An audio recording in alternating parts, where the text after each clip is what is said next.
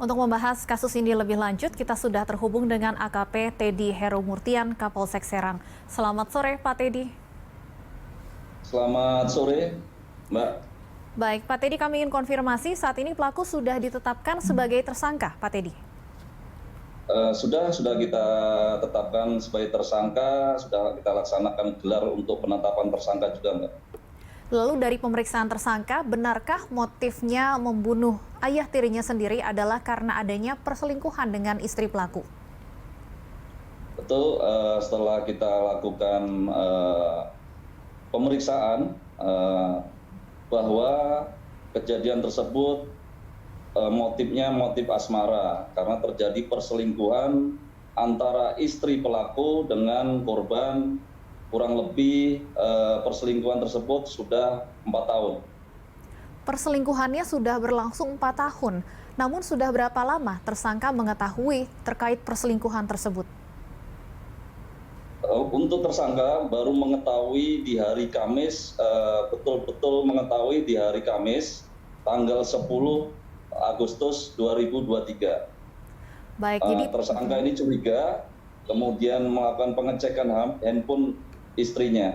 Akhirnya benar, makanya si pelaku ini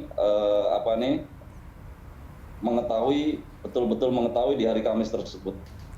seperti apa awal mula timbulnya kecurigaan dari pelaku sehingga akhirnya kemudian tadi Anda sampaikan mengecek handphone milik istrinya? Karena dari awal pelaku ini sudah curiga, namun tidak memiliki bukti-bukti yang konkret. Akhirnya dari handphone si istrinya ini diinstal aplikasi untuk mengetahui siapa saja yang melakukan komunikasi dengan istrinya. Karena ada nomor yang dicurigai. Ternyata setelah diinstal aplikasi tersebut, ternyata yang dicurigai adalah yang sering melakukan chat mesra adalah si korban ini, ayah tiri dari pelaku. Baik, jadi perselingkuhannya sudah berlangsung 4 tahun, namun pelaku baru mengetahuinya akhir-akhir ini. Apakah antara pelaku dan korban ini sebelumnya memang hubungannya sudah tidak akur atau seperti apa dari pemeriksaan saksi-saksi dan pengakuan tersangka? Kalau dari pengakuan, hubungan mereka ini seperti biasa saja, tidak ada permasalahan apapun, hubungannya normal sebelum terjadinya kejadian penganiayaan yang mengakibatkan korban meninggal tersebut. Tersangka dan korban ini tinggal dalam satu rumah, Pak? Tinggal dalam satu rumah awalnya selama 4 tahun itu, akhirnya pisah tapi masih berdekatan rumahnya, samping-sampingan. Lalu seperti apa kronologi penganiayaan yang berujung pada meninggalnya korban ayah tiri dari pelaku? Untuk kronologisnya diketahui itu hari Kamis. Mereka ketemu, si bapak tiri sama anak tiri ini ngobrol, akhirnya bapak ini disuruh untuk pergi dari rumah. Akhirnya 2 hari sejak hari Kamis itu korban ini meninggalkan rumah.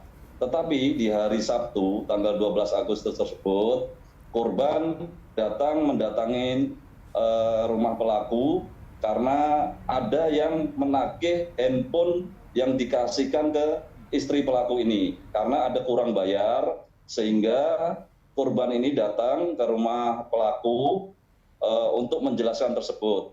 Akan tetapi korban ini langsung lari ke belakang, ngambil papan balok, akhirnya bertengkar sama si pelaku. Pelaku pun akhirnya refleks juga ngambil balok. Akhirnya korban ini yang memukul pertama dapat dihindari oleh pelaku. Kemudian pelaku memukul pakai balok mengenai wajah sebelah kiri dari korban. Sehingga korban akhirnya terjatuh. Setelah terjatuh tersebut dipukul 2 kali oleh pelaku di leher sama di kepala. Sehingga mengakibatkan luka di kepala dan mengalami pendarahan di telinga, mulut, dan hidung. Akhirnya korban dibawa ke rumah sakit oleh tetangga, namun dalam perjalanan di rumah sakit, korban meninggal dunia. Artinya kalau dari kronologi yang Anda jelaskan tadi, tidak ada unsur perencanaan ya Pak Teddy? Hasil interogasi sama pemeriksaan refleks, tidak ada unsur perencanaan, hanya refleks saja karena si pelaku ini mau memukul lebih awal ke korban ini mau memukul lebih awal ke pelaku. Dan peristiwa penganiayaan ini terjadi di rumah korban artinya, Pak? Betul.